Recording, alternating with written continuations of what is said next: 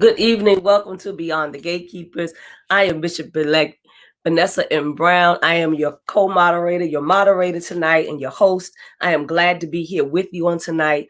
And tonight we are ending our series for reopening and revisioning. It's been wonderful. It's been robust. It's been such wonderful information that we have received. If you've missed any of the episodes, we actually go back and look at it. I want to thank Facebook Live. I want to thank YouTube and Twitter and all those that have been with us since we've been started. We are grateful for your presence. We ask that you will please share this conversation.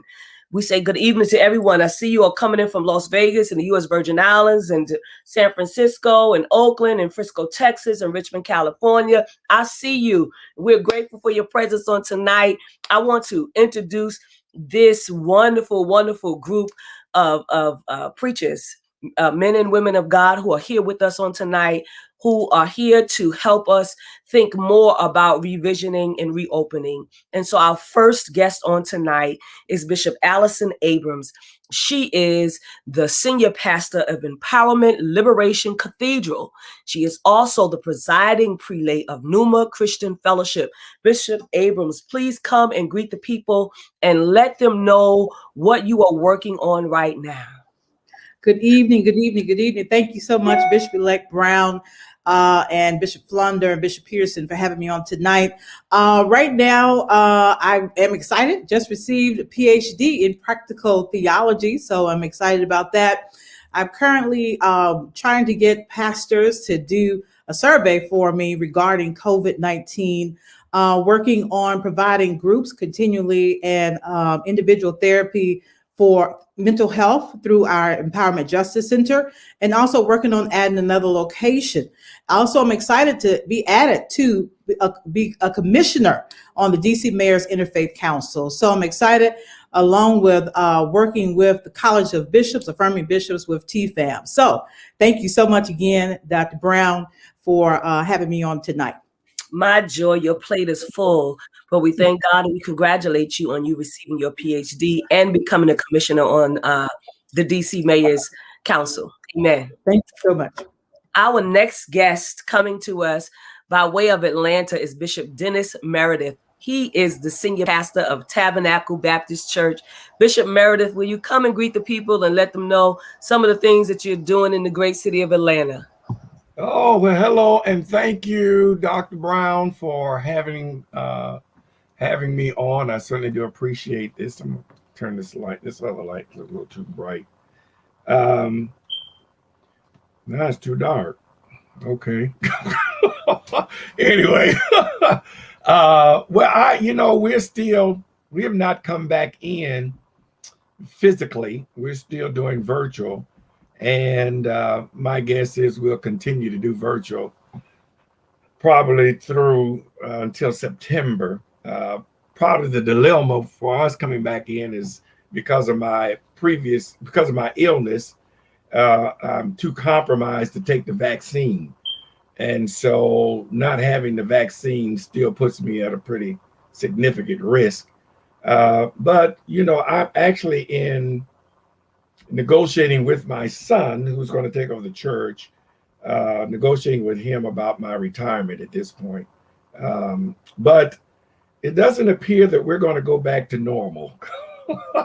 It does not appear at this stage, because my sanctuary is been turned into a complete recording studio, television recording studio. So as I said before, I can't even go in there and barely turn the lights on. He's got cameras. He's got 4 cameras. I mean, it's just huge. So we are actually discussing how to remain virtual with a limited amount of in-person worship. That's where we are now. And we're going to talk a little bit more about that. Thank you so much, Bishop. That's great. Thank you so much. Our next guest is no stranger to us as well, Bishop Tonyia M. Rawls. She is the senior pastor of Sacred Souls Community Church, United Church of Christ. She is also the founder and executive director of Freedom Center for Social Justice. Bishop Rawls, please greet the people and let them know what you are working on right now.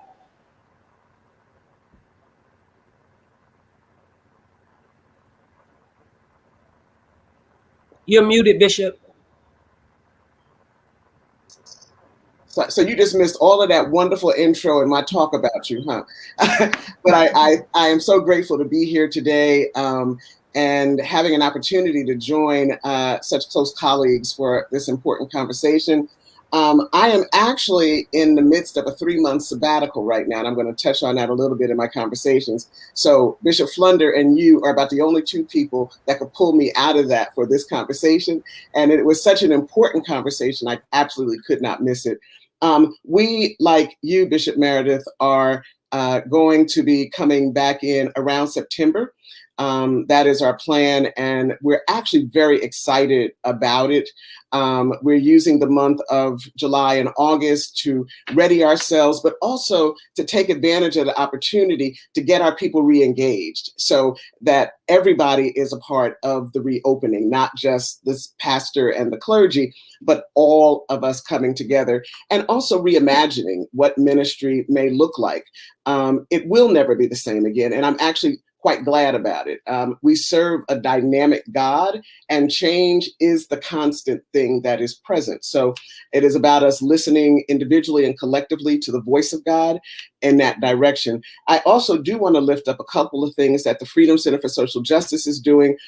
Many of you know we have a series called Liberating Theologies that we do. We're so excited that this event in September will be hosted by none other than Reverend Dr. Emily Towns.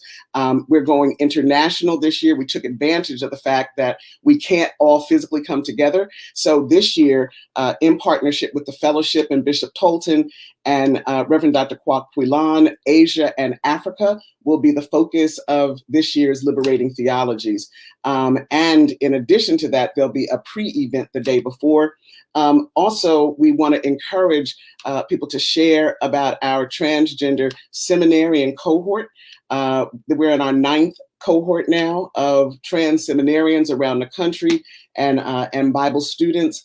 And then lastly, our Transgender Faith in Action Network retreat. So I'm just glad to be here and glad to get ready for this, what I'm sure will be an amazing conversation. And hello and thank you also to my sister, Bishop Flunder, and Bishop Pearson in his absence. Wonderful. Thank you so much, Bishop Rawls. And last but certainly not least is Pastor Elliott Sommerville. He is our National Prayer Director for TFAM. Pastor Elliott, come and greet the people and let them know what you're working on, what's happening. Good evening, everyone. I bring you greetings from the very warm city of Phoenix, Arizona. And I am so grateful, so incredibly grateful to be here with each of you, Bishop Rawls, Bishop Abrams, Bishop Meredith, and my own Bishop Flunder, and of course, my sister, Bishop-elect Dr. Vanessa M. Brown. Thank God for all of you all. In this season, we are doing like many of you, finding ways to reinvent ourselves and reinvent exactly what it is that we are doing for ministry and kingdom. And right now we are working on a pet project called the Life Project. And what we are focusing on, it's a nonprofit organization where after its inception and launch, I'll be the founder and director of that particular adventure. I say adventure because it's going to be something. But we are focusing basically on the homeless population with an emphasis on LGBT youth and our trans community. When moving to the Phoenix area, I did not realize that there was such a robust trans community here. And we want to take advantage of some of the resources that are available and distribute those resources so that we can reach people and bless people. So that's what we're doing in this season. That's a wonderful work, Pastor. Thank you so much. And finally, our bishop is coming, Bishop Yvette A. Flunder. She is our presiding prelate of the Fellowship of Affirming Ministries. Of course, she is the senior pastor. They're about to celebrate 30 years, amen, of City of Refuge United Church of Christ in Oakland, California. Please, Bishop Flunder, come and greet the people and set the stage for tonight's conversation. Well, good evening, good evening, good evening to all of my beloved who are part of this conversation tonight, who are in what we call the magic squares, the Hollywood squares of holiness. What a joy it is to see everyone and to be able to at least see your faces, to be able to connect in that way. It's a joy and a privilege. Some of my favorite people in the world are on this particular broadcast tonight, and I praise God for your presence. We are concluding what we thought was going to be 3 installments, and I think this is our 6th or 7th installment, having the conversation primarily because this whole idea of what we will do after the COVID is a moving target. And it keeps shifting and changing over and over and over again. And it's changing us over and over and over again. I declare we will not come forth from it the way that we went into it. And we have heard some incredible leaders, you included, who have given and contributed your time, experience, and treasure to helping and supporting all of us, each of us, for all of us, to be able to be the kind of different that God and Spirit intends that we be coming forth from this. And yes, we have been changed. First, because we didn't die. There's that.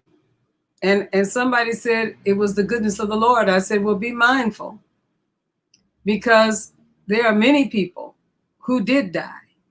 And I don't want to suggest that they did not enjoy the goodness of the Lord. And we are living, the saints told me, to live again. That's what they told me. But my truth is, I believe that we have been left in the earth realm because we are a part of God's what's next, an active part. You all were already dangerous, incredibly dangerous, before COVID.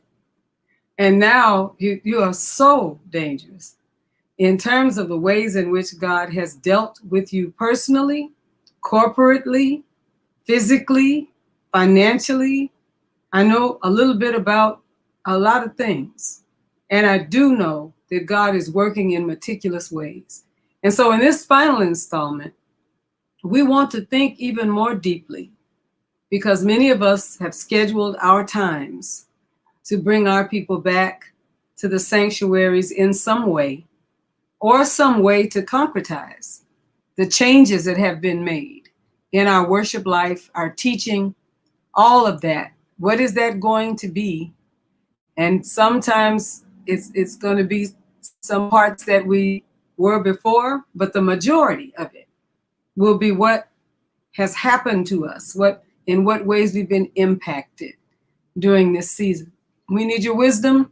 There are people that come to this broadcast in very large numbers because they are seeking to hear what real leaders, those who are truly engaged in this work, how you are thinking, how we will emerge from this, and how we will come out of it doing more justice, having more mercy, and walking more humbly before God. My prayer is that we will hear that from each other tonight. And I give you my deepest appreciation for hanging out with us to have this family talk. God bless you. Thank you, Bishop Flunder. And you are right. This is a family talk. We're so happy for our Facebook Live audience, our Twitter audience, our YouTube audience that's with us tonight. I want you to hang in there with us. We're going to give you opportunity to put questions in the chat, in the comment sections when we call for it. But right now, I just have very specific questions for our panelists on this evening. And I want to ask a twofold question at once, if I can. That question is, and this is personal to you, how are you doing in the midst of this pandemic? Because yes, we are still in the midst of a pandemic, although they've lifted restrictions in several states and people are walking around with no mask. It's still a pandemic to me. So we're still in the midst of a pandemic. How are you doing and what did you learn? And so I'm going to start with Bishop Rawls. I am doing much better. I was pretty jacked up and didn't know it until I took my break. Amen, somebody. I have a 3-month sabbatical that I'm in the midst of, and I committed to taking the month of May completely off. I went off by myself with the blessings of my wonderful wife, Gwendolyn, my wife of 22 years and partner. And I'm noting that because, when you're doing that kind of a walkabout, sometimes you got to do it by yourself. And she's my best friend, but, best friends, family, all of that. Sometimes God just needs you alone. And I saw many things, a lot of it painful to me, as I saw things I had denied myself, as I saw the exhaustion that I was experiencing, guiding not only a congregation, but also a nonprofit through 2020. But I also learned some powerful things about myself. I got reconnected with the things that bring me joy as a leader, the things that feed my soul. Water always does it for me. I was, in Florida by the ocean, and I had only myself to blame. And I wanted, we're going to have this talk. I want to just be very transparent. I really had only myself to own. I don't have a boss like that, right? There's nobody kind of over me saying, you can't go, you can't take a break. And when we're involved in this kind of social justice work at that intersection of faith and justice, if we're not careful, we lose ourselves. we run the risk of losing ourselves. Bishop Flunder, in an earlier conversation this week, had told me about something that came up last week, Bishop-elect Brown, about this theology of rest. Of leisure. Of leisure. It was, I didn't have language for what I did, but it is exactly what God told me to do, to just stop, not be apologetic about it and those things. And the second part of your question was what again? I'm sorry. So I'm better. And then the other piece was what? The second part? What did you learn? What I learned was I have way more power than I thought in terms of my own self-care, and how there's a lot of things I have to unlearn. You know what I'm saying? I mean, I have a background similar to many of you, you know, when coming through the Church of God in Christ and the Baptist church, and being a latchkey kid. And at 5, your mom says, when I'm gone, you're the mom, you know, at 5. And for me, I took that whole thing on. I'm like, oh, okay. So that means I put myself behind. And none of us as leaders do ourselves any justice by doing that. So this idea of thinking of mind, body, and spirit, and you do have to start with the mind because of intentionality. Because if I'm not intentional, then the body and spirit piece are not going to align. And some people think you start with the spirit, but you really have to start with the mind, where our mind, let this mind that you have, right, be in Christ. But I have to commit that. And so I'm learning about that. And I'm incredibly excited about my next steps. Thank you so much for being so transparent. That's wonderful. Bishop Meredith, tell me, you're muted.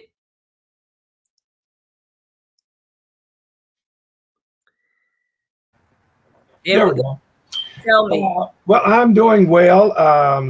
You know, I've came out of stem cell transplant the 27th of October, which was a pretty significant ordeal, you know, because your body, it's just what they do to you is just unbelievable.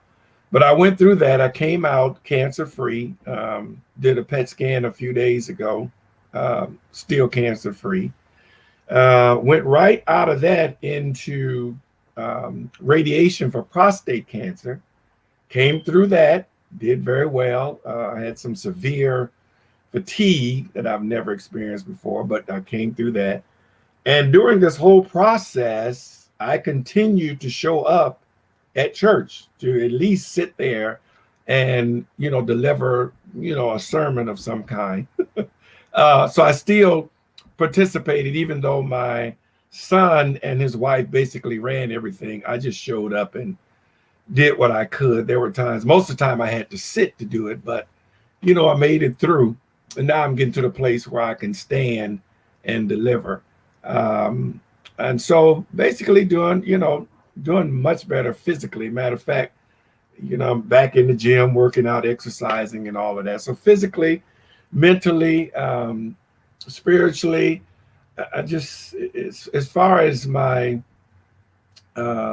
spiritual and the thing is I just feel this deep sense that it's time for me to do something different.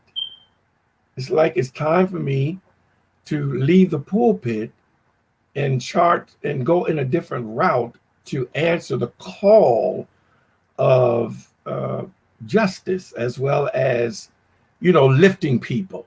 It's just like I just feel this strong, and so I haven't figured it out. I haven't come to a conclusion.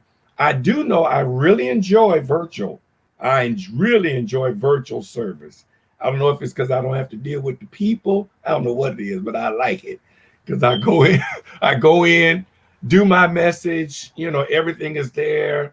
You know, the way we're set up is kind of like you got green room. I go in, change if I need makeup. I mean, he has everything there for us. It's like walking in a studio, getting ready to film. And so I really enjoy this because, like I said, it's a no-brainer. And so, you know, our discussions are around how to balance this, because, you know, the people are begging to come back in. They just itching to come back in.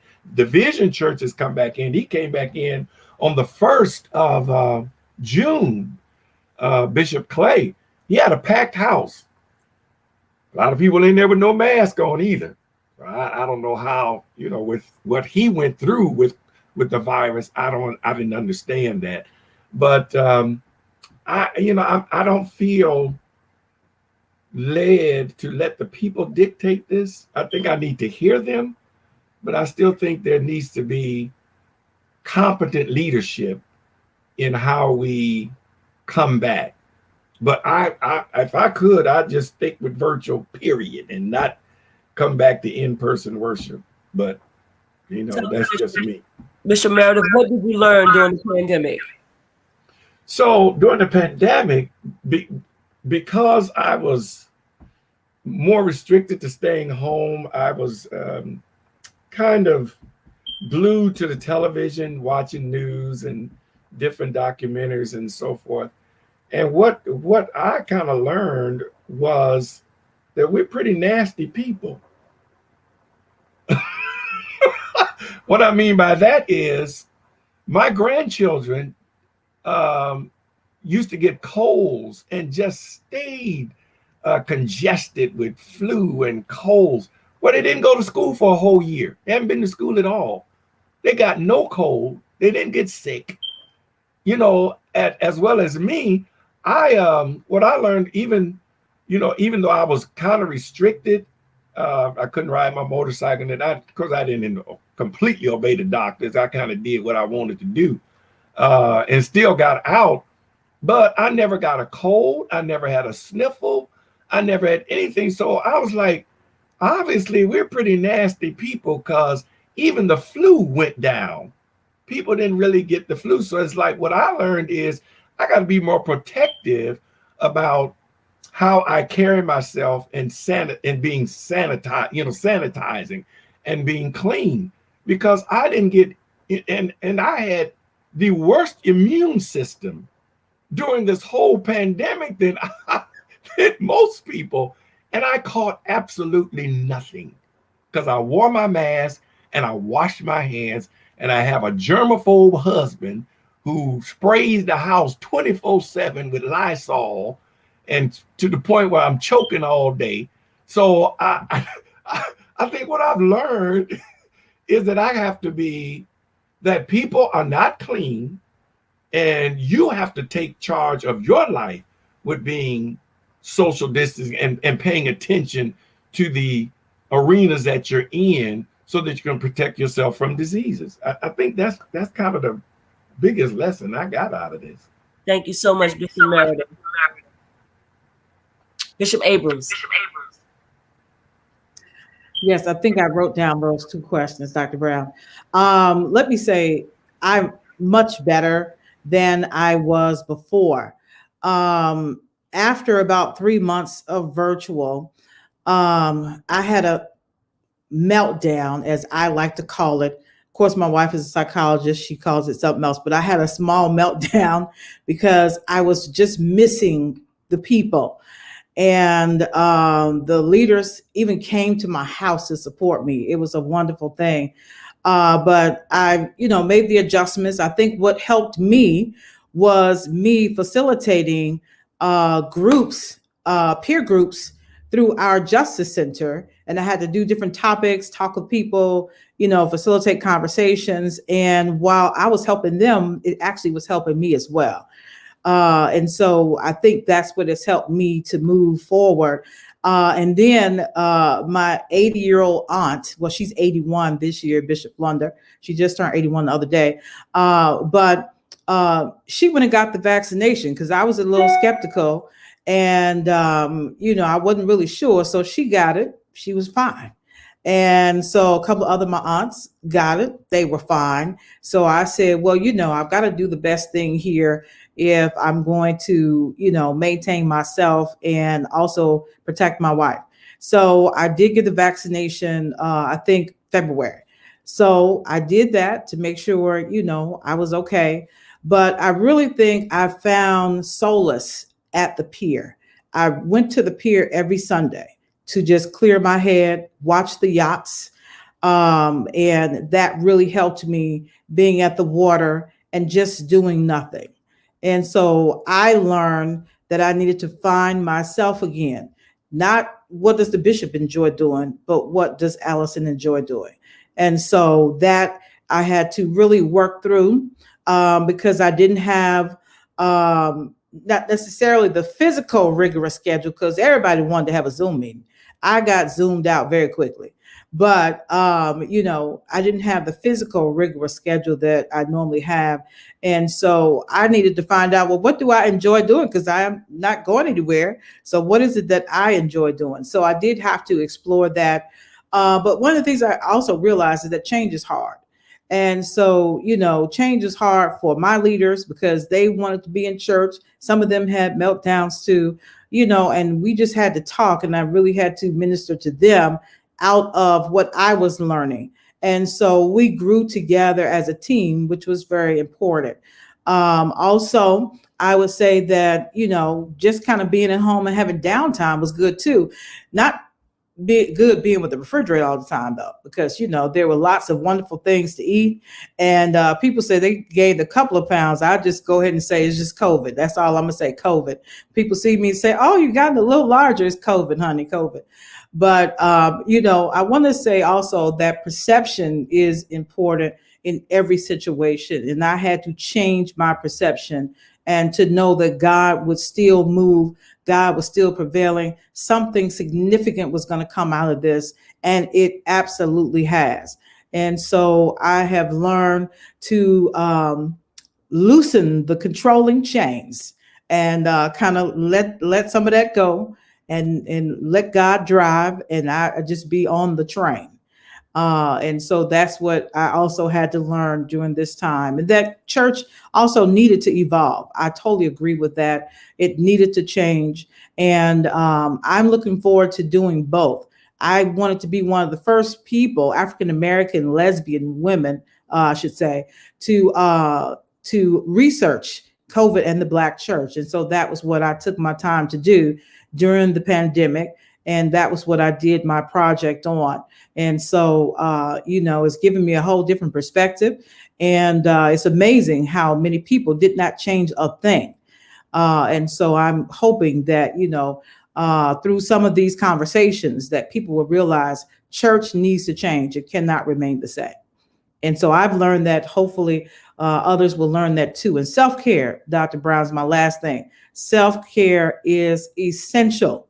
I'm not a person who goes to get my nails done, but I will go and get a pedicure and do some of that other fun stuff, whatever it is. And so I just know that we have to do more of that. And so I'm glad to see Bishop Rawls is on a 3-month sabbatical, and it's just important.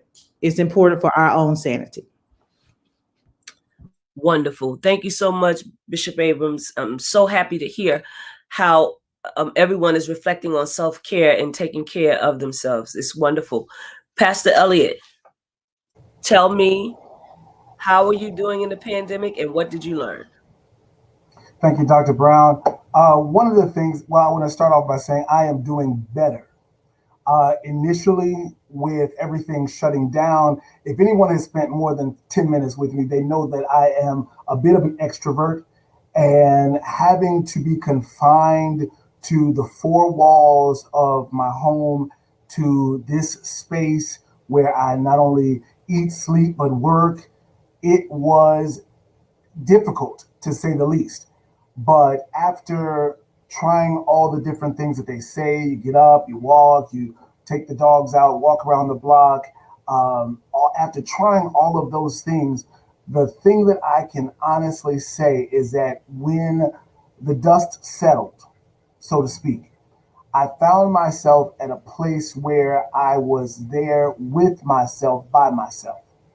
And that was the place that I found to be better for me. With that, the thing that I learned was, like Bishop Abrams has said, like Bishop Rawls has said, self-care has been absolutely essential in this season of the pandemic for me. I picked up a book from an author who is a pastor out of Atlanta, Tonyia, and her book talks about, of course, you know her, Bishop Abrams and Bishop Meredith. She wrote a book exclusively about the whole journey of self-care. And that book has really been my meat and bread for a good portion of this pandemic. And I also learned that, you know what, if I can just silence the voices of everybody else's itinerary, everybody else's agenda, everybody else's expectation, and focus on not the pastor, not the potentate, but Elliott. That's what my mama calls me. So just focus on what he is assigned to do, the tasks that are assigned to my hands, then things look a lot different. One of the other things is I learned that there were a lot of aspirations that were, you know, on the inside of me that were covered up by so many other things.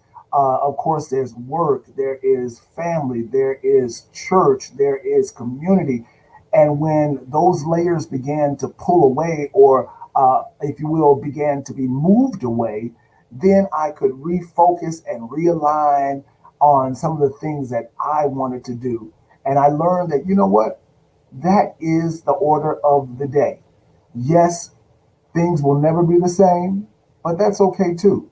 I will never be the same. And I think that was the thing that I learned the most, that I will never be the same. I know that we lost a lot during COVID, but I believe that for those of us who refocus and realign, we can also say that we've gained a lot from COVID.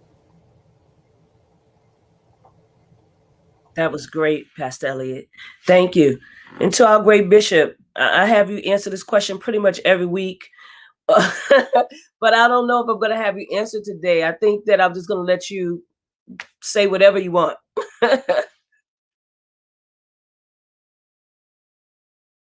You're muted, Mama.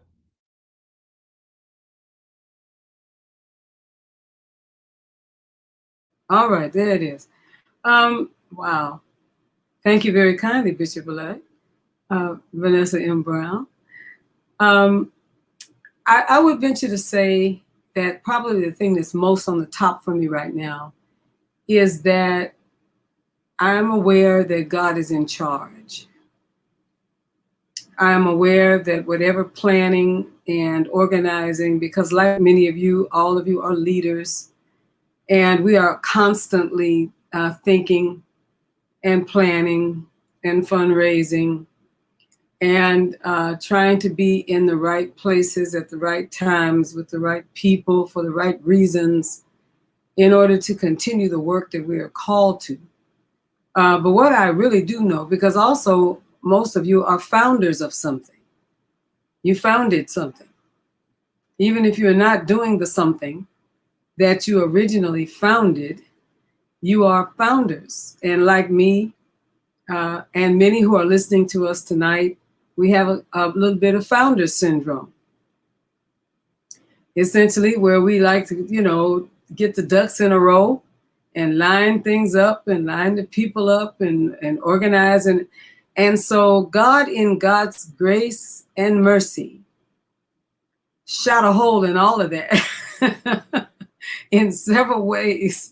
Because although we have some hard intentions for some of the things that we plan to do next, we really don't know if the stuff that we have planned to do next is going to come off like we want it, that we could easily, a month from now, be making a completely different announcement about what our intentions are.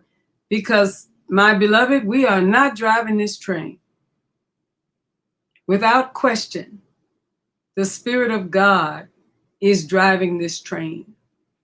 And I'm like you, I've had to plan and replan, prepare and re-prepare, put deposits on and take them off, you know, whatever it was that I had to do, I've had to do that because something greater than me and us is driving this train.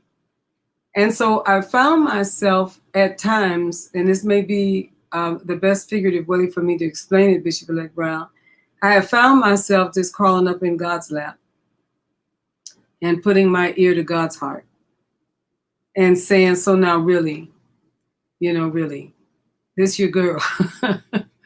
What do you want to do next? I'm just curious, you could let me in on it. That is a beautiful place, I think, for leaders to be. We can have a plan, but we can also plan to change it if God speaks to us. Let me say it again. We can have a plan because we're planners, but we can also plan to change it if God speaks to us. I have seen God do some miraculous things during this time that simply would not have happened had it not been this time.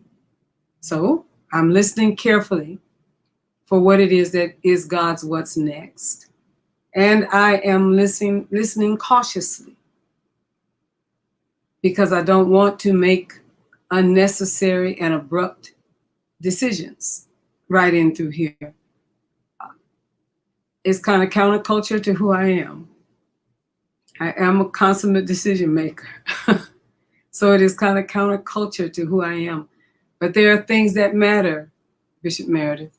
There are things that matter more than how we measure success or how we perhaps measure other people's success. And I believe that God is revealing that to us in powerful ways. So I'm grateful. I'm changed. I think for the better, but I'm definitively changed. My theology has bursted wide open. I'm less cautious. I'm certainly not afraid. I'm coming out of here with gangbusters when the time comes. We're having the conversation actively in our congregation and congregations throughout the fellowship and our friends and colleagues. But each of us has to hear God for our own group of people and our own set of circumstances. And I'll leave you with this. I declare that we will not emerge the way we went in, and we will be so substantively different that we will hardly recognize ourselves in the mirror, in the spiritual mirror. Thanks be to God for this pregnant time in history. I'm looking forward to God's what's next. Thank you so much, Bishop. I was in the middle of the pandemic. I was thinking before I asked the next question, and I said, God, what are you doing? What is this? What is this? And she said, Nessa, I'm saving you from yourself. I'm saving you from redundancy. I'm saving you from repetition. And I said, what? I said, yeah, that's what I'm doing. There's some other things I'm saving you from, and saving you for, but I'll get back to you with it. So my next question is, what is different for you, and what will be different for your church when and if you reopen? And if you are not the senior pastor and you're not pastoring, what do you imagine or reimagine the church can be? Let me say it again. What is different for you right now? I think some of you already said what's different for you. What will be different for your church when and if you reopen, or what do you reimagine for church as it continues to move forward? And I'm going to start with Bishop Abrams. I always know when you're going to start with me. All right. So for me, what's different is I am more cautious and mindful of all of the harmful things that could happen in an enclosed space. And so I don't think, since I've done this study, that I could be extremely comfortable in an enclosed space, not doing certain things or taking certain precautions. And so knowing now that you got to fog that place, church has got to invest in foggers, because you got to be able to have that material and the equipment to fog the place maybe once or twice a week. It depends on how often you're coming in there. And then you have to make sure, I think somebody said, not in a negative sense, but kind of, that some of the people are dirty. You got to make sure that people are using good hygiene. Okay.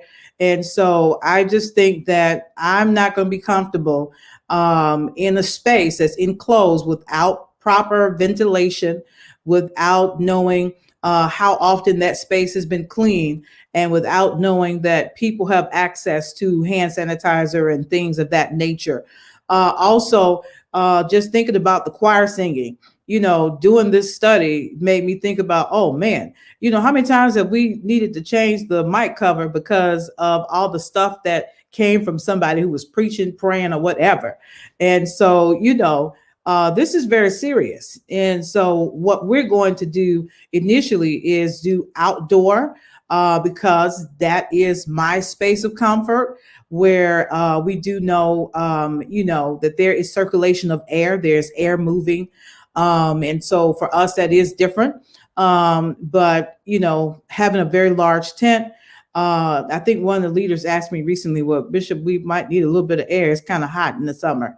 I said, well, we can, get the portable air conditioning, but we're not going to be in the building. Not at this moment. And so I don't think y'all gonna get Fauci in the building. So since he ain't going in one with the church, I ain't going in one either.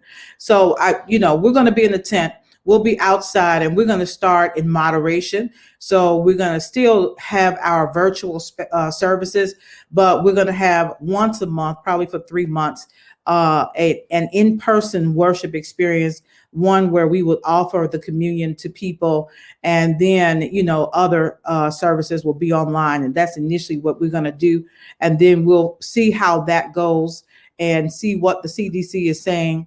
But for me, I'm very cautious. And, I hate to be overly cautious, but it protects me. But anybody who coughs, y'all know we turn around and look at them. Anybody who sneezes now, we're going to look at them and, probably even go in a different direction. So that's kind of where I am at this moment.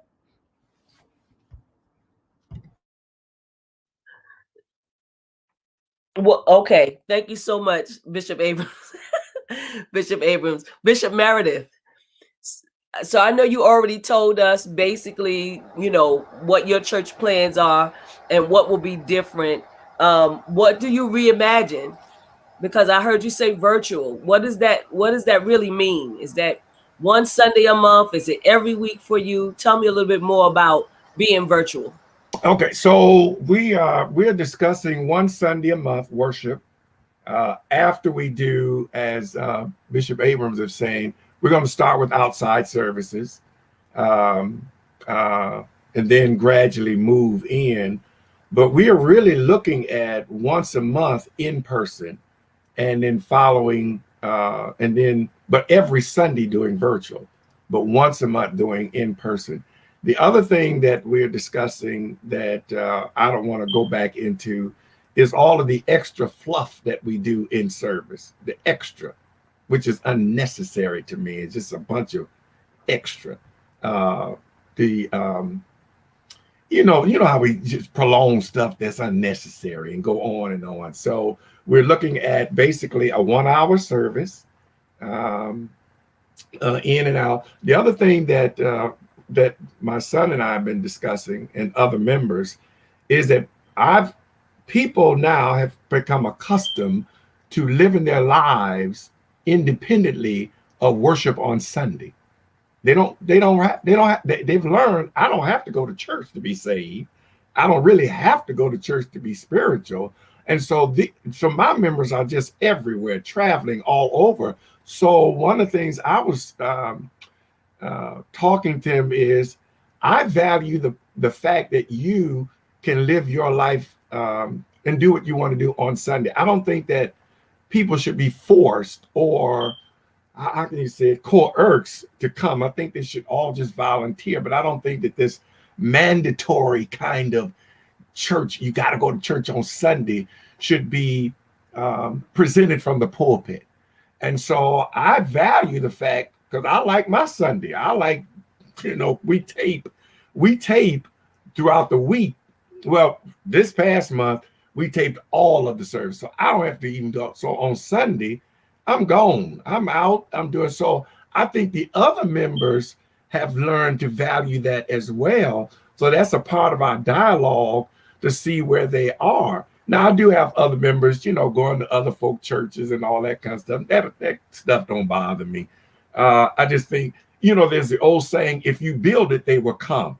And what I'm trying to get my son and other members to recognize is, if you put something together, if you really build something that people will want to participate in, they will participate. So I don't see that mandatory. You have to have, this Sunday worship. Hell, do it on Wednesday. I'm just saying, I just don't think that we have to come back to doing the same thing. And for some reason, to me, I kind of agree with what you're saying, Dr. Brown. This redundancy, we've got to get out of this redundant behavior, this repetitious behavior that has not led us to do anything. I mean, it ain't changed our communities really as much. So we're doing the same thing over and over again, only to see the same results in our community.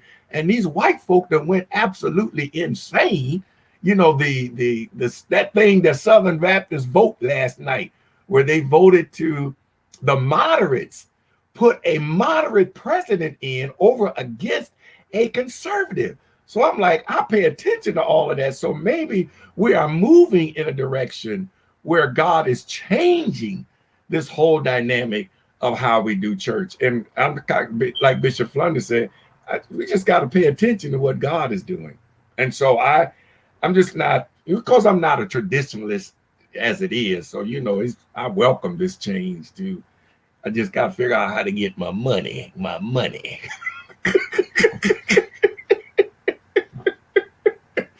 That's a critical part. Anyway. Listen, and Taylor is on here on Facebook Live saying, preach. That's my dad. That's my playing dad. That's the Elliott. I am with you on that, Bishop Meredith. I do believe that God has pushed us out of the four walls of the sanctuary. The first century church experienced something quite like that. There was great persecution in the first church that they were scattered.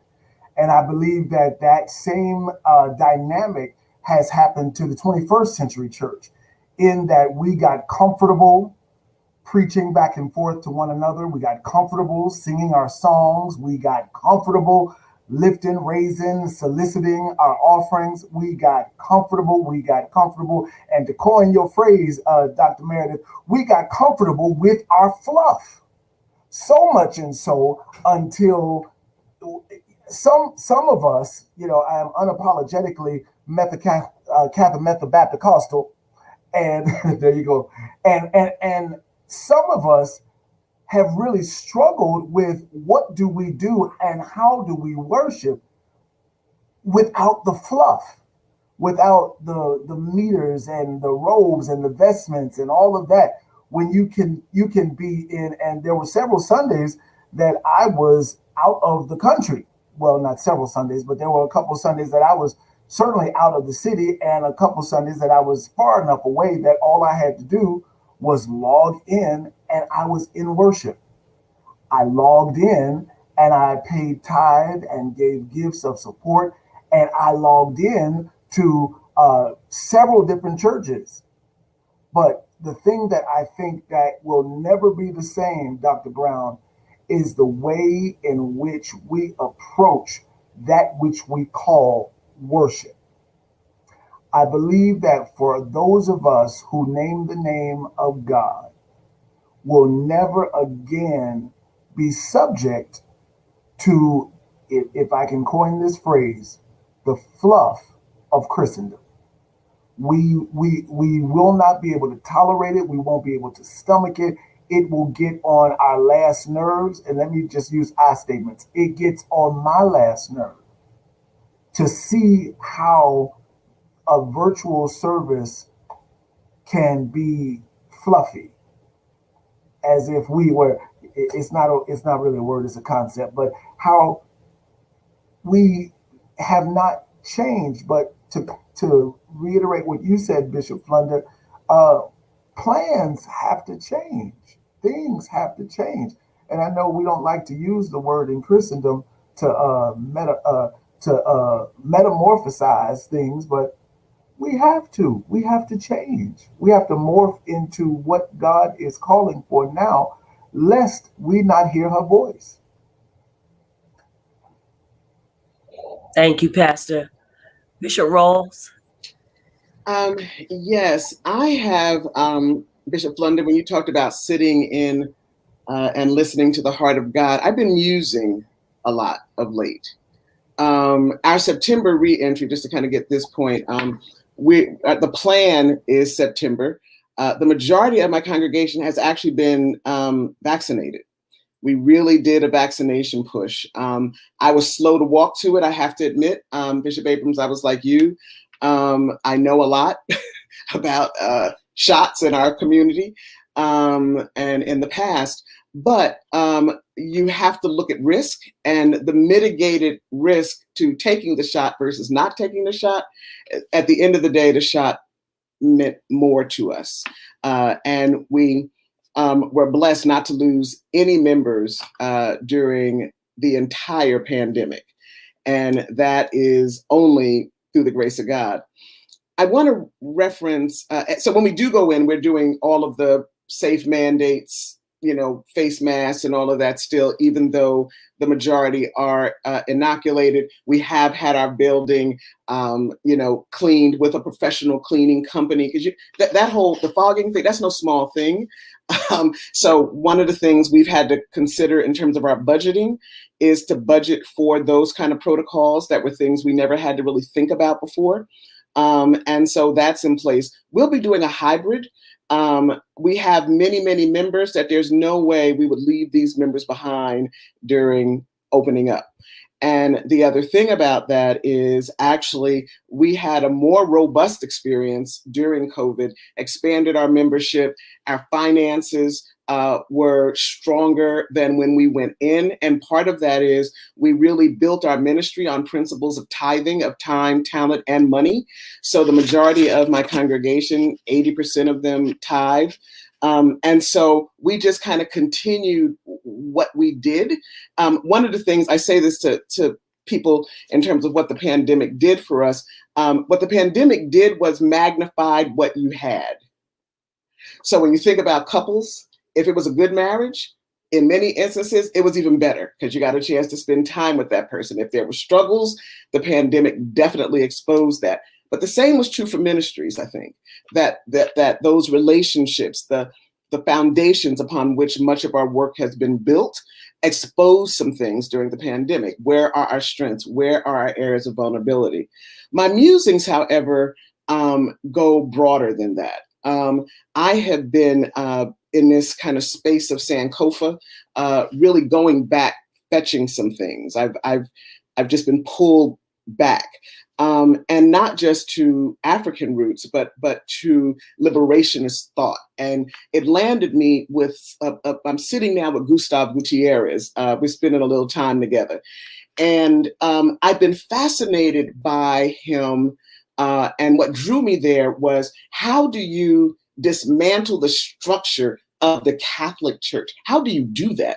How do you pull that off with poor people, with people who do not hold power?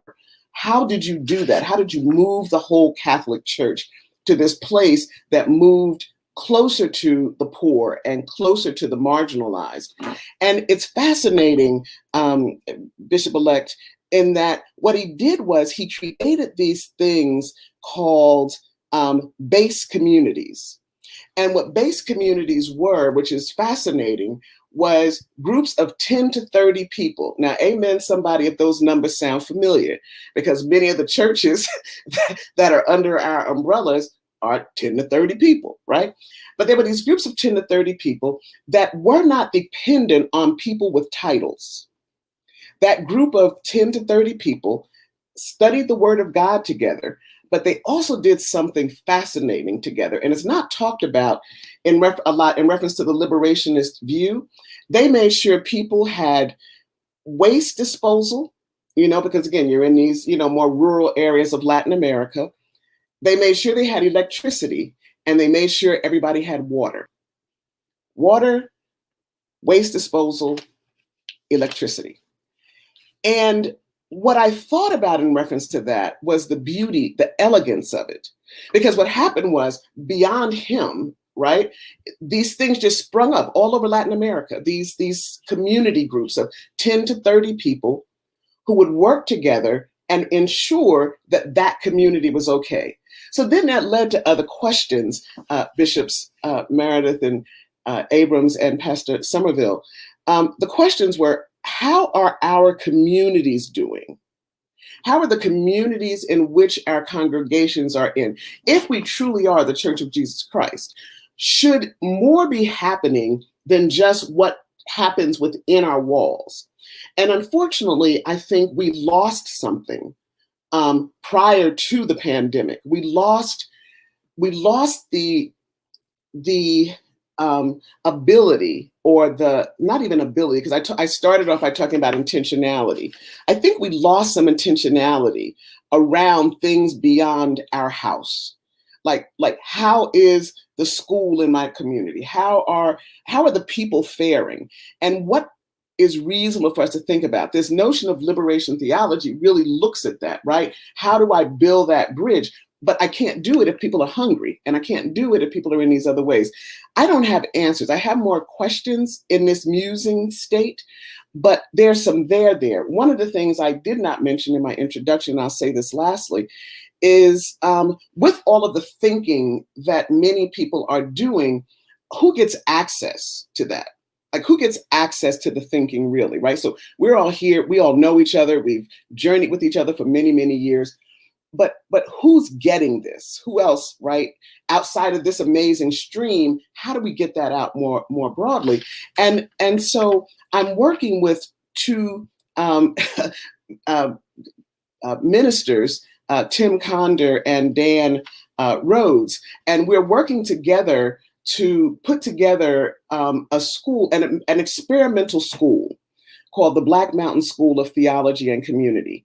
And what the thought of it is, and again, we're still musing together, but it actually was a real school, the original one. And it was a school that experimented in the 1930s and 40s by bringing artists together in a liberal arts school, but the artists were interesting. To Black Mountain, North Carolina, the mountains of North Carolina, they were bringing Black artists. Jacob Lawrence did some of his most important work in Black Mountain. Mercer Cunningham in Black Mountain. The story is not told often, but is this not an opportunity for us? And I've heard others reference this notion of opportunity. The Lord blew a wind, a strong wind that blew away a lot of the dust and debris. And then with what's left, I believe it is now for us to say, what is uniquely ours to do in this season, right? And I think some of what may be possible is to rethink theological education, to rethink the way that churches are even structured and set up. Should we have more lay-led efforts and things like that? So I'm musing, but I'm excited about the musing because I know I'm not alone. And as we find our way to one another, I believe some amazing revolutionary things are about to happen. So I'm just glad to be in the conversation. That's amazing. That is amazing. Great information. And I do know the book you're talking about. Will you do me a favor and put it in the chat? So put it in our private chat so that we can put it on Facebook Live. Bishop Flunder. So this is so good. Yeah, it really is. This is so good. So here are the real markers, and you know, we got tickled a minute ago at Bishop Meredith, but let's just talk about the real markers, okay? How are we going to raise money? How are we going to generate funds? Basically, Black church is about getting everybody there and about getting them to give with some scripture-based, God-based things, right? Am I doing with that? Some light and some strong intimidation. That's also a part of it, and a lot of things, you know. Some churches added to how to get to heaven, to get a ticket to heaven. You are certainly not going to heaven if you're not giving. I mean, it just is not going to heaven. It's kind of like, for some churches, it's like going to casino. You know, you are trying to win favor with God. How am I doing with that? We're trying to win favor with God. Yes, son, arm twisting, Pentecostal arm twisting. It's the truth. And so you get in the $1,000 line. It's the same thing that takes people to the gambling. They think that if they can go and they can pull that thing enough times, at some point they're going to win something. Now, people have been in the $1,000 line a gazillion times and got nothing, but they come back and they get back in the $1,000 line because they're trying to see if they can make it work, right? If that is removed from all of us, if we are honestly going to say that we will no longer play any shell games at all in raising money, that we'll be truthful and honest, we will ask the people to give, and we won't attach anything to it that will make them feel that they lose favor with God somehow if they don't do it. Let's just say, if you love this church, if you love the work that we do, if we're doing any work at all, let's comma, right? If you love the work that we do, will you donate to it? Will you give to it? Like you buy Girl Scout cookies, will you give to it because you believe in it and you want to be a part of it? When will that possibly be enough? Well, the only way that it will be enough is if we do the work to tear down the structure that makes people think that they can buy favor with God. And that's a very huge thing. I have seen way too many people in $1,000 lines, way too many, who were not paying their bills and not taking care of their families. And it's like throwing dice. You want to see if maybe you get in that line, maybe you can hit because you almost broke. There has to be a better way. One of the things I think Spirit is teaching us is that we are going to have to find other ways to generate money. We do have to generate it. There's no question about it. We can't do this work without generating money. But how do we do that in an honest way? And how do we do that with no shenanigans? That we don't sell any blessed oil, no blessed cloths, no vials of water from the streams and from the rivers. We just tell the people, here's the budget. This is what we have to do in order for us to do the good work that we do. And will you help? And will you encourage your friends to help? So that will we learn to be good grant writers? There's a lot of money out there. There is a lot of money in our counties, in our states, in our country, especially right now. And if we will go after it, we can get it. It is to fund the things that we do. But we can't be trifling. We got to learn how to do it and get us a good grant writer and get on out there and try to see if we can do something in that way. And we've got to this is what Spirit leaves me with in this final gathering, Bishop Elect. We have got to find ways to meet people. Getting together for church allowed us to meet people. So if we're not going to get together for church, we got to find other ways to meet people. We have got to find, and certainly online, but also create gatherings that are not church sometimes. To meet people, let's have a thing. You know how you sneak out to a dance? Well, have a dance. Throw one at your own church. You're set up for people to do performances and things. Have talent shows and singing events, Bishop Meredith. And let the children come on in there and sing a combination of secular music and Christian music in the same space. As we said to Pastor Bishop-elect the other week, Bishop-elect Sonia, throw a dance. She's from the house and ball culture. Throw a ball and mix that music up. Little house music, little church music. Because when they leave the church, they're going to the house anyway. So just let's see if we can stop separating the profane from the holy, as though we are not all of those things at the same time. Profane does not mean I'm ungodly. I'm fleshly. Now I'm trying to tell you so you'll know. I am fleshly, okay? And God made my flesh. And God knows my flesh. And God honors my flesh. How am I doing with that? Right? And I have a life partner with whom I can be fleshly. All right. And God honors that. And God blesses that. And not everybody is made for marriage, but that means we are still fleshly. God knows that. And God honors that. And so whether we are doing it, being at church fleshly, or accepting the fact that as human beings, if we want to gather people, let's find ways to gather people that will keep them well and keep us well, but keep them honest and keep us honest. And there are people who give to causes, and they don't have to be tricked. They don't have to be made a fool of. They just give. And how beautiful is that? We need to get engaged in that. That is, if you believe in what you're doing, then be a justice entrepreneur. Let's start finding the funds that we need to do what we are really called to do so that we don't have to play any of these games, right? There are other things that constitute worship. You all have said it so beautifully.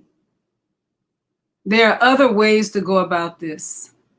There are other ways that God wants us to be involved and engaged in the world. And if we change, making being seen less important, and we change it so that the front, what we lead with are the causes that we are called to. We are degreed up the yang yang. We got them now. We ain't playing. Okay? We bursted that glass ceiling. We made everybody who said we couldn't do it understand not only can we do it, we can do it in multiples. You all made it look hard. It's not hard. We got that part figured out. We have moved forward. Now, how do we make being seen less important than doing the things that we are really called to do? And I want to leave with what Bishop Tonyia said a minute ago, which is so powerful that that boy said, and blessed my whole socks off last time we were together. How do we sanctify leisure? How about we start thinking about churches that if it's not leisure, I'm not going. I'm not going to church if I can't go. If I have to wear all that stuff, I ain't going. And that we're gonna eat while we worshiping. You know, or we're gonna ask around in the house, how are you all doing? And let people say something about their journey. Let them testify out loud. That we don't have to have a program that is so programmed that nothing instantaneous can occur. Think of us as virtually sitting on pillows in a circle, like Jesus and his disciples did, right?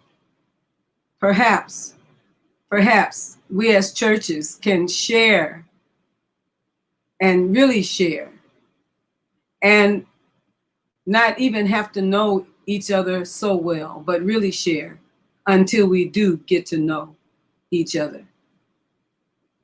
And we make holy the people who are outside of the church, just like we make holy the people who are inside the church. God is tearing down walls, or at least God is making them permeable. God is making them glass that's clear, that you can see through and people can see through to us.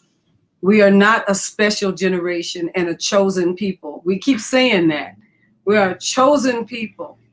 We are not a chosen people any more than anybody else is a chosen people. People say the Jews are chosen. I said, so many of the Jews are not even Jewish. For heaven's sake, they're Europeans. They're not Jewish like Jesus was Jewish. You understand what I'm saying?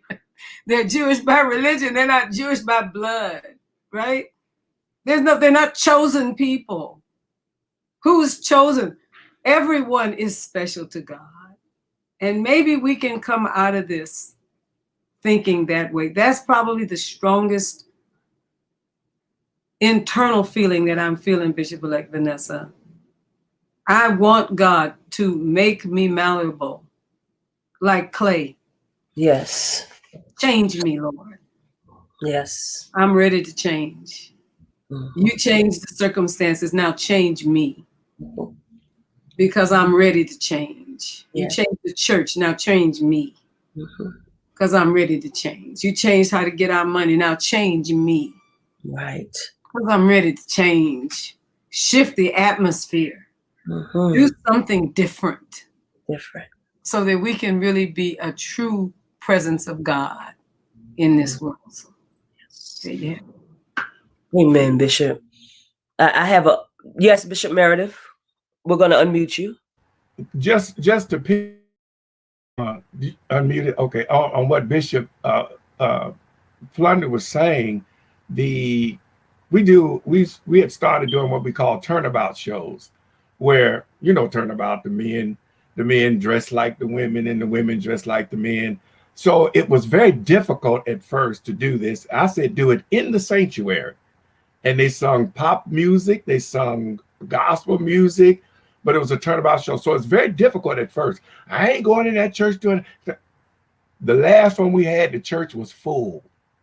What I'm saying, if you stick with something that the people like she was saying, that's leisure, and we raise good money because we charge people $10 to get into the show. And trust me, I had more people at Turnabout than I had in church. That said something to me. That this leisure, create this leisure kind of approach to worship, and it really could connect more people to the church, as well as there were a lot of people that weren't even in church that were coming to the Turnabout show. So I'm saying there is a way to do this, like you were saying, that we can do it differently and have multiple incomes, like you were saying, coming in, because we had. Fortunately, we have a building where we rent and all that kind of stuff. But I do think we have to diversify our income, which is something that we've able to do, diversify, which even though our income, has dropped, is still enough sustaining us, because I have people through my virtual, I have people from all over the country watching and sending money. I opened up $100 envelope from somebody from California today. So I'm saying this virtual, what I've learned is this virtual reaches way more people than your audience.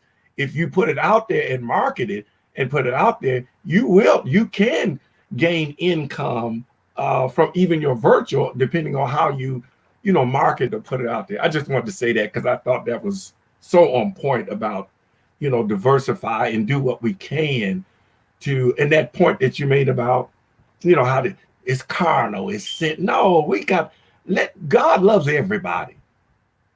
And we've got that. Anyway, I'm done. Thank you, Bishop Meredith. So this is the last question, and I'm going to turn us loose because I'm running out of time. It's a bonus question. And the question is, if money and church denominational requirements, for those of you that have them, were no object, what would be your ministry dream come true? Let me say it again. If money and church denominational requirements, for those that have them, were no object, what would be your ministry dream come true? And I'm going to start with Bishop Meredith. Lord have mercy. She started with me. I think I would love to see, I guess my dream now is to turn this virtual thing into something larger than what it is. Because I just think there's great potential in the fact that God has blessed us with all of these media outlets that are not costly. I can't afford to be on TV.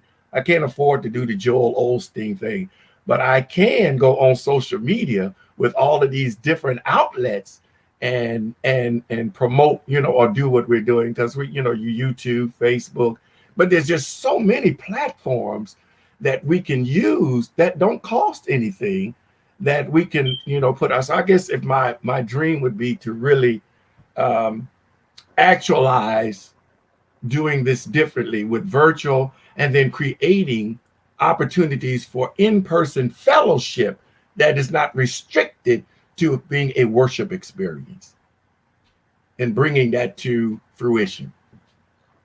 Wonderful. Pastor Elliott. I think that if no denominational ties or restrictions and money was not an option, one of the things that is dear to my heart that I would love to bring to pass in the earth is to meet the basic needs of our community: food, clothing, and shelter. Unfortunately, what I see in the inner city is a disproportionate amount of individuals that are homeless, that are without food, without clothing, without the basic resources for life. And if none of those restrictions were placed on doing that work, that would be my heart's desire, so that everyone would have enough food, everyone would have a place to stay, and everyone would have clothing appropriate for where they live. That would be my dream. Beautiful, Pastor Elliott. Bishop Abrams. I love these types of questions because when money is no limit, I can definitely spend it. So I want to say, I would first love to have a massive building that has a basketball floor, a gym, because I've always, being a former vice president of the school board, always felt like some other places besides the schools needed to have gyms for the young people. So definitely would have that. The bowling alley, the seniors and whoever else want to come in and bowl, we would definitely have that, because you do need to have some recreational activities, not just for the young people, but for the older adults as well. I also would have that studio. Believe it or not, when I was at United Theological Seminary, I took some of the media classes because I'm definitely not racist, but let me say it this way. A lot of the white ministers were taking the media classes. The Black people were not. So I said, well, let me see what's here that they're getting that we're not. So I always wanted a media center so we could teach and train our young people how to do the recordings and all of that, and to prepare them for media ministry in churches. And so definitely would have that. And, right now people record at my house whenever we have to do something, but I need them to be in the church, like Bishop Meredith said. So we'd have definitely a large studio there, and a swimming pool, that's something recreational that's healthy. And so I believe that, that would promote teaching ministries, training ministries.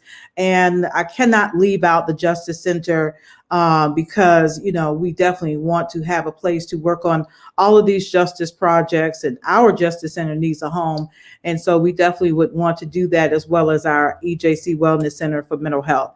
And so there's lots that I can do with this unlimited amount of money, Dr. Brown, that I have at my hand available to me.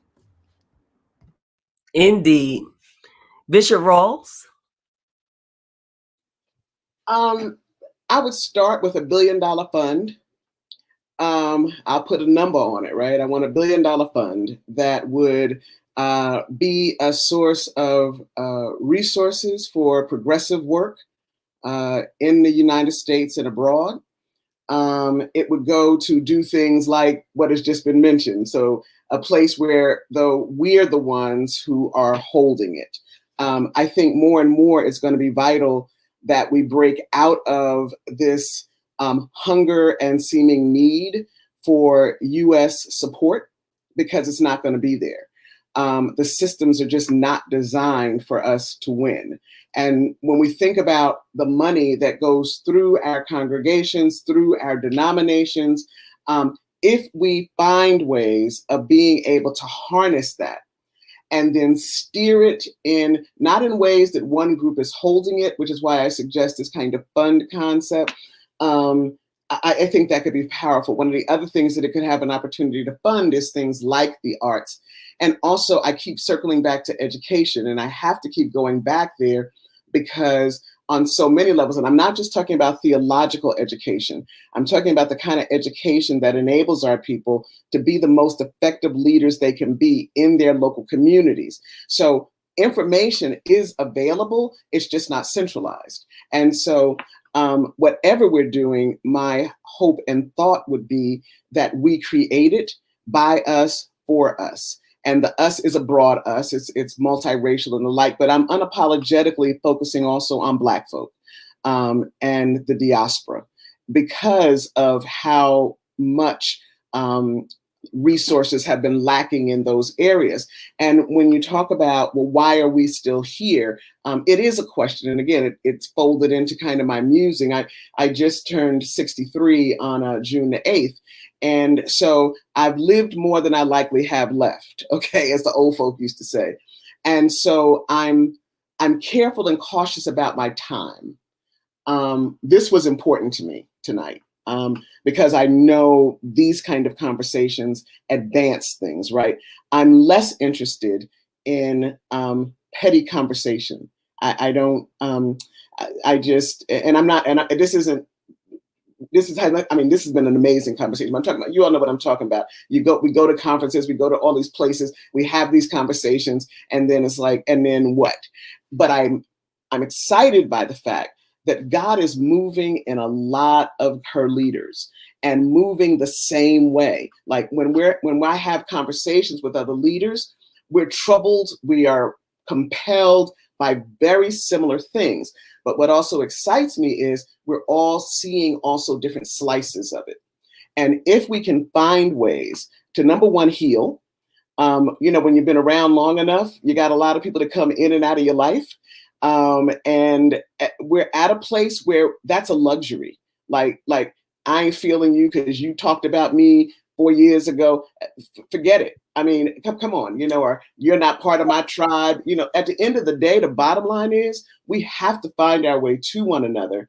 And as we do, think strategically. Strategic thinking is what's going to be so vital. And so I'm excited about the possibilities. I'm with Bishop Flunder. I got some big things I'm kind of feeling. I don't have all the answers yet. But as my sister has often said, there's not a map, but I sure don't feel lost. I feel like I'm right where I'm supposed to be, doing right what I'm supposed to be doing. And part of it starts with me doing my own healing, me doing my own, that's what these 3 months is about, me doing my own musings about my own self. And lastly, I have to say, getting to know who the heck I really am. Tonyia Marie Rawls, the daughter of Josephine Rawls, I lost her a bit along the way. Amen, somebody. I lost her in all the giving. I lost her in all the raising money. I lost parts of her in working to save the marginalized and did not realize I was the one withering on the vine, right? And so I'm excited. This is an exciting season. And I know great things are coming, bigger than anything any of us can imagine. I don't think we know, we're not scratching the surface even of what is possible. It is global in scope. It is going to be profound. I went back to Gustave Gutierrez because it was one man who had one thought and he changed the world, literally. Black theology, womanist theology, queer theology, all birthed from this little guy in Latin America who said European Catholics are not the same as Latin American Catholics. And we need to talk about that. And we have our own conversations we also have to have. So I'm extremely excited. And I thank God for this time. Thank you so much. That was wonderful. Yes, Bishop Abrams. I forgot one last thing. I think it's important for us to have a broadcast station. I thought Bishop Meredith was going to touch on it, but that would be one thing I would like for us to see, because the affirming churches, I believe, and affirming ministries need a station where we can be televised into the homes of our people and other people. And so I think that would be important, because most of us don't have a place. We can't go on the Word Network. I'll never forget when I left Detroit after I had come out, I had some connections to the Word Network. They didn't want to hear from me.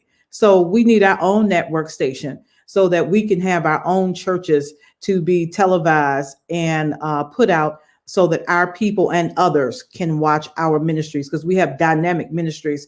And so we need to be able to have something by us and for us, as we just heard. That's great. That is really and to great. remove the prejudices, because the very conservative people don't want affirming people and gay people, but the gay people don't want church people. Those are, if you understand what I'm saying, politically informed gay people, if you understand what I'm saying, oftentimes do not want on the stations and broadcasts that they can control, do not want church people because of the burns that exist. We have some work to do in our own community, right? To reform what we mean by church. We have to be reformed, and then we have to reform the image of spirituality and religion and worship in our own communities. That's a good thing to take up. That's a good thing. Let's get to talking about it. You need a class on that, Bishop Rawls. We need to put that in the fellowship somewhere too. I think that would be a great thing to do. Thank you all for a wonderful evening. This has been a rich, robust conversation. I appreciate Pastor Elliott, Bishop Abrams, Bishop Meredith, and certainly Bishop Rawls, and of course to our Bishop Yvette Flunder. We are so glad for our Facebook Live audience. Thank you for sharing, for YouTube, and for Twitter being with us on tonight. We're excited about that as well. We ask that you continue to share even after the broadcast is done. I know that people can use some of this stuff for their own churches. They can listen, they can get some things, glean some things from this particular conversation. We're going to do some announcements, and we're going to ask Bishop Flunder to give us our first announcement, and then I will do the rest. God bless you all tonight. God bless you, everyone. We are so grateful for your presence, to be a part of Beyond the Gatekeepers in this good and powerful and pithy and informing conversation about how we will, as faith people, emerge from this epidemic. And I want to encourage you to help in whatever ways you can, and particularly in this particular announcement, to become a supporter financially via Cash App to $TFAM annual, or by PayPal at www.paypal.me/TFAM Justice.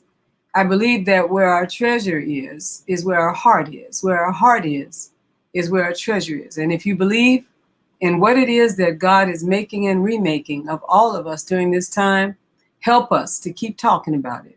Beyond the Gatekeepers, support us. God bless you. Thank you, Bishop Flunder.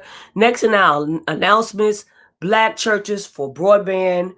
We want you to go to www.blackchurchesforbroadband.org.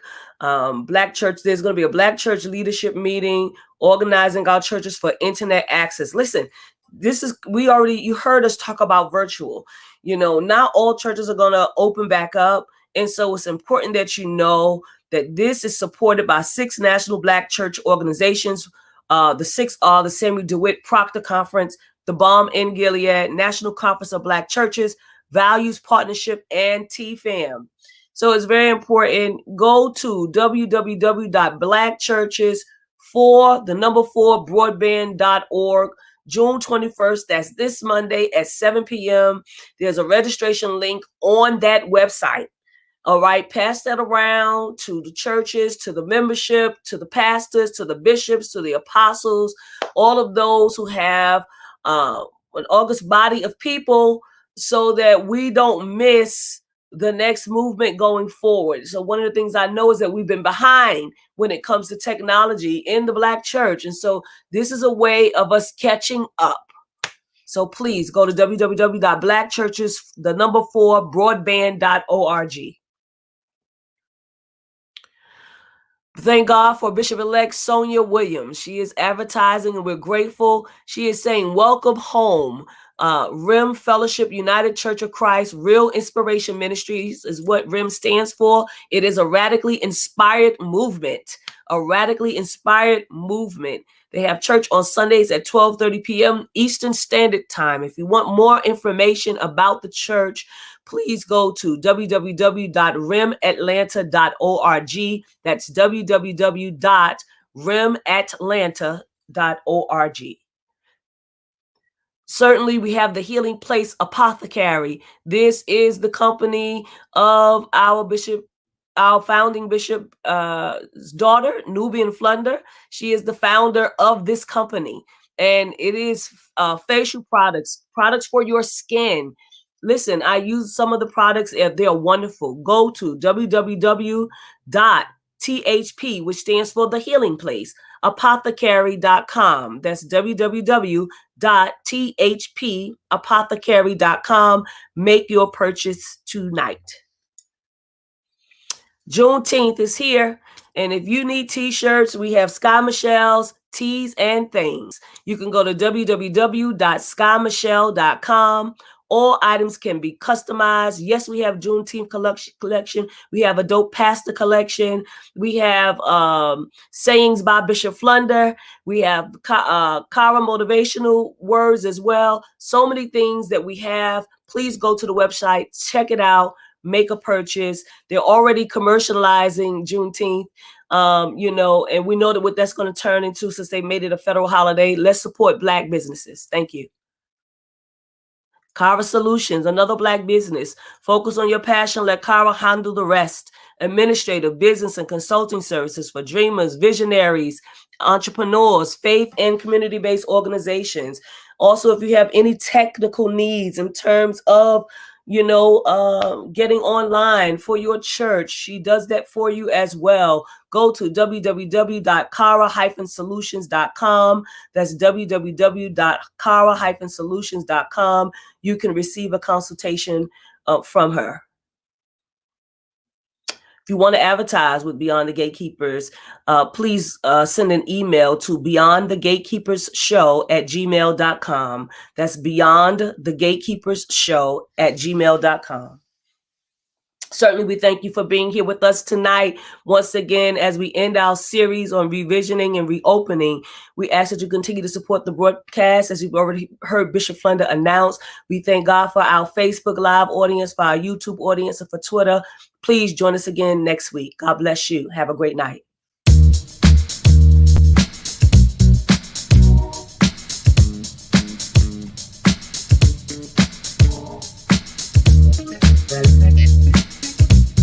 Very much.